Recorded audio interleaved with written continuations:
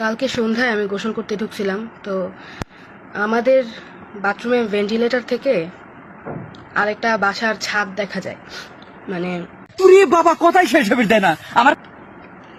ছাদের থেকে দাঁড়ায় কেউ সরাসরি বাথরুমের ভিতরে কি হচ্ছে দেখতে পারবে। মানে আমাদের শাওয়ার টাওয়ার সবকিছু এমন ভাবেই সেট করা। পাশের বাড়ি একজন বিষ খাইছে, তোমার ছবি দেখা। তো ভেন্টিলেটরটা এখনো লাগানো হয় নাই, মানে ওই যে জায়গাটা এটা ফাঁকা, নতুন বাড়ি, সবকিছু অনেক কিছু এখনো লাগানো হয় নাই। তো আমি জানি, আমি কালকে এই জিনিসটা খেয়াল করছি যে এখান থেকে হচ্ছে আরেক বাড়ির ছাদ দেখা যায়। তো আমি গোসল করতেছি, হঠাৎ করে আমার চোখ পড়ছে, দেখি যে একটা লোকটাকে আমি চিনি, মাথায় টুপি ছাড়া তাকে কখনো আমি দেখি নাই।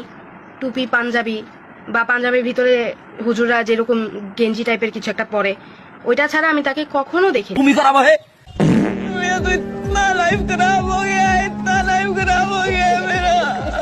আর তোমার কাছে কুইন নাই তো সেই জন্য আমার ছবি চাইছে, দাঁড়াও তুলে পাঠাচ্ছি।